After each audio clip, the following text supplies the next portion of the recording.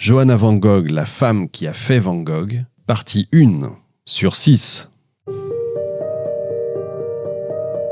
Timeline. Richard Fremder. 29 juillet 2020. Le Figaro révèle la conclusion d'un historien de l'art, spécialiste de Van Gogh, Wouter van der Veen, apportant la preuve que l'ultime tableau du peintre n'était pas champ de blé au corbeau, comme on le croyait depuis toujours, mais Racine, un gros plan sur un talus d'Auvers-sur-Oise, conservé à Amsterdam. Pendant le confinement, il l'a reconnu à partir d'une carte postale ancienne, et il a fait ensuite valider sa thèse par les autorités scientifiques hollandaises, ainsi qu'au musée d'Orsay. Musée d'Orsay d'ailleurs qui prépare, je vous le dis, une exposition sur les tableaux réalisés les derniers mois de sa vie à Auvers-sur-Oise, exposition qui aura lieu du 3 octobre 2023 au 28 janvier 2024, préparez-vous. Un an après l'annonce faite par le Figaro, une vente aux enchères à New York adjugeait un tableau, Le jeune homme au bleuet, pour près de 47 millions de dollars. Une petite huile sur toile de 39 cm par 30, représentant un adolescent rieur, aux yeux bleus et à la chevelure rousse, qui mâche un bleuet. Comment cet artiste, qui a vécu dans la plus grande pauvreté toute sa vie, a-t-il pu devenir une telle icône après sa mort ? On dit qu'il n'y a pas de hasard, qu'il n'y a que des rencontres, en l'occurrence, une femme. Preuve en est d'ailleurs, une fois de plus, que rien n'était impossible à ces dames, vous allez le voir, dès l'instant où elles le veulent. Cette femme, c'est Johanna Bonger. Elle était la belle-sœur de Vincent Van Gogh, la femme de Théo. Un mariage à l'issue tragique, qui a duré moins de 2 ans. Elle n'a en fait rencontré Vincent que quelques fois, et pourtant c'est grâce à elle qu'il est aujourd'hui un des peintres les plus connus et les plus admirés de l'histoire. C'est tout simplement la femme qui a révélé Van Gogh. Johanna Gessina Bonger a 22 ans quand elle rencontre Theodor Van Gogh à Amsterdam. Elle est prof d'anglais dans un lycée d'Utrecht. Il est marchand d'art, lui, et il commence à peine à se faire un nom à Paris. Il fréquente là-bas Gauguin, Pissarro, Toulouse-Lautrec, et il essaye, toujours sans succès, de vendre les tableaux de son frère Vincent. À l'époque, la santé mentale de Vincent commence déjà à se détériorer. Alors que le couple annonce ses fiançailles, le peintre à ce moment-là se coupe l'oreille. Vous savez, tout ça est connu après une série de disputes, notamment avec Gauguin, et avec également, on pense savoir qu'il y a eu une sorte de jeu avec une prostituée, un pari. Mais il reste incroyablement productif. Il leur envoie, Vincent, en permanence des toiles. Il en produit à l'époque pas loin d'une par jour, et elle s'amoncelle dans l'appartement parisien des jeunes mariés. Au bout de 9 mois, Johanna donne naissance à un fils qu'elle accepte de prénommer Vincent. En cadeau, on va revenir sur ça, rassurez-vous. En cadeau, ils reçoivent une toile que Vincent a peinte depuis son asile. À ce moment-là, il est à Saint-Rémy-de-Provence, il est interné. Cette toile, c'est l'Amandier en fleurs. En 1890 seulement, elle rencontre enfin Vincent Van Gogh à Paris. On sait à ce moment-là, on sait tout, parce qu'elle écrit dans un journal. Et c'est de ce journal que je vais vous raconter cette incroyable histoire. Vous écoutez Timeline, 5000 ans d'histoire, je suis Richard Fremder et je suis ravi de partager avec vous ce moment d'histoire.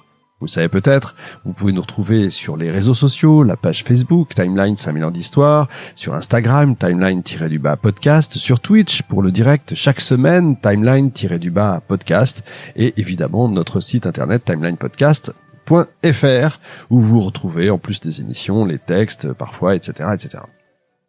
Sur Vincent Van Gogh, tout a été écrit. Sur son frère Théo, tout a été écrit.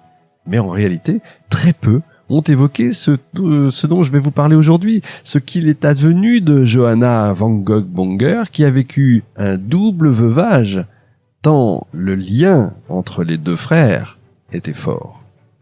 Dans cette émission, nous allons suivre au travers des lettres originales de Johanna, non seulement la fin de la vie de son mari, qui était fou de son grand frère, comme on est fou passionnément de son frère évidemment, mais qui d'ailleurs en est certainement mort. Ils étaient tellement liés que il est mort quelques mois après.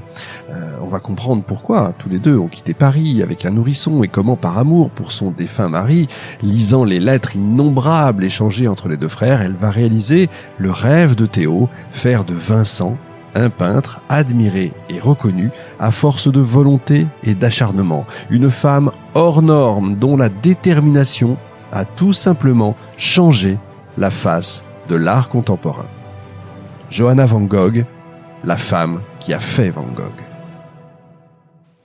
Voilà ce qu'écrit Johanna van Gogh-Bonger, donc, quand elle est à Paris, au 4e étage du 8 rue Pigalle. On est à Montmartre à ce moment-là. On va avoir, grâce à elle d'ailleurs, quelques évocations de Paris, vous allez voir.